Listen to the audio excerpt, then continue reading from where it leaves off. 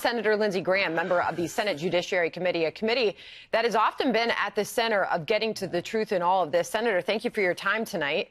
Thank you. So there are clearly new questions, I suppose it's fair to say, over James Comey's handling of events surrounding the 2016 election.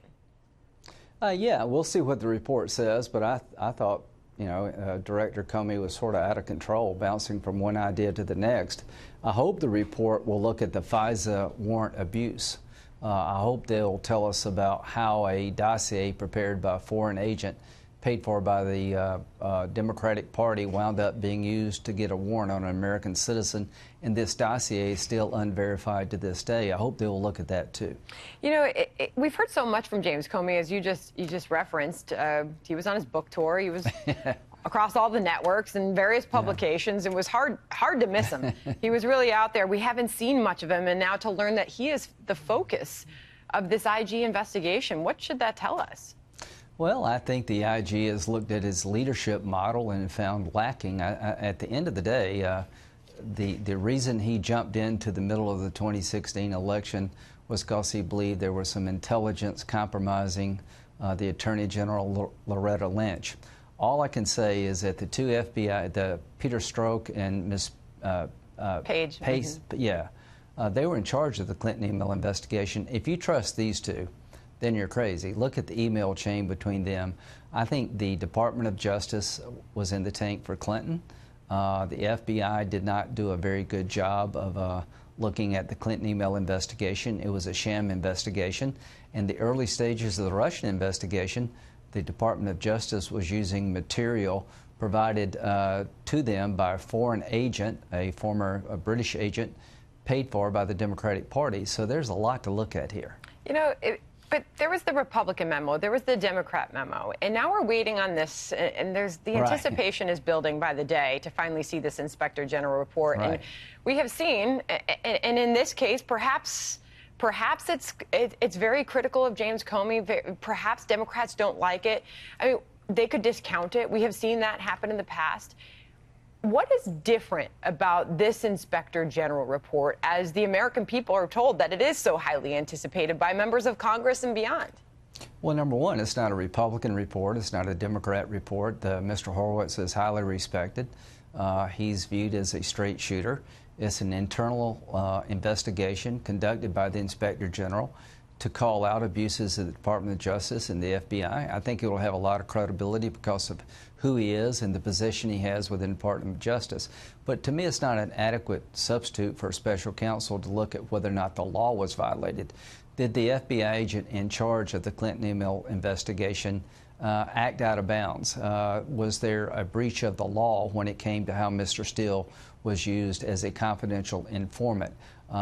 Mr. Orr, the number 4 in charge of the DOJ's wife, worked at Fusion GPS, where Mr. Steele worked. There are a lot of really bad situations here, and I would like to see a special counsel look at this, not just from an internal point of view, but whether or not crimes were committed. Meanwhile, you have been a critic of Rod Rosenstein. Of course, he's overseeing the special counsel investigation. Yeah. You've said he's conflicted, and I know that's your words. You wrote a letter basically saying he needs to recuse himself. You have received a letter back, and you're going to share with us what you've heard back tonight. Well, one, it didn't come from him. It came from the legislative section of the Department of Justice, not from Mr. Rosenstein. Mr. Rosenstein's a fine man. It's not, I doubt his character or his qualifications. The problem I have is that I believe he will be a witness in any obstruction of justice investigation conducted by Mr. Mueller, and I don't know how you can oversee an investigation where you're going to be a witness. He's the one that wrote the memo to President Trump suggesting why Mr. Comey should be fired. He was also in the warrant application process, the FISA warrant that was issued based on a dossier coming from a foreign agent who went to Russia, paid for by the Democratic Party. He was involved in submitting that to the court. I don't know how you could look at that aspect of this case. So to me, he seems to be conflicted. I didn't get a very good answer as to why he's not. Yeah, what was it? Well, it was kind of gobbledygook. I understand why Sessions had to bow out because he was part of the campaign that they're looking at. I just don't know how Mr. Rosenstein is not part of the witness chain. And if you're a witness, you can't oversee the investigation that you're a witness in. So maybe I'm wrong, but the letter did not answer my question. I'm not going to give up on this. I've tried to make sure that Mueller can do his job without interference, but it really does bother me that Mr. Rosenstein has not appointed a special counsel to look at DOJ and FBI abuses. And the question is, can he legitimately oversee the Mueller investigation given the role he played? Are you going to continue on with that? Absolutely. I think it's time for him to come in and answer my questions, not a letter written by somebody else. Meanwhile, the president's lawyer, Rudy Giuliani, he is going further, trying to say that they're trying to frame the president. He said this, listen. A group of 13 highly partisan Democrats that make up the Mueller team, excluding him, are trying very, very hard to frame him, to get him in trouble when he hasn't done anything wrong. What do you think of that, Senator?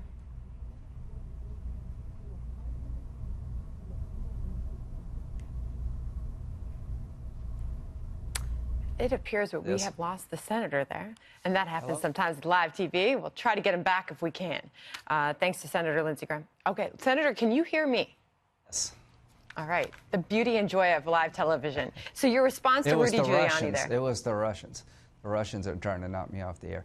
Rudy, all I can say is he's pitching for the president. He's a good lawyer.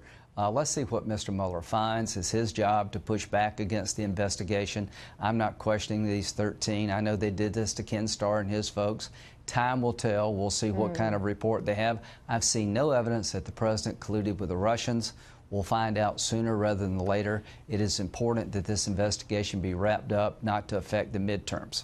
Interesting to hear his own lawyer saying they're trying to frame the president. Yeah, right. And they continue to say that they have done nothing wrong. Meanwhile, I know that you were at the White House today, and you met with the president. You talked about trade. Yeah. While that was happening, Senator, I have to tell you that there are new reports of American diplomats.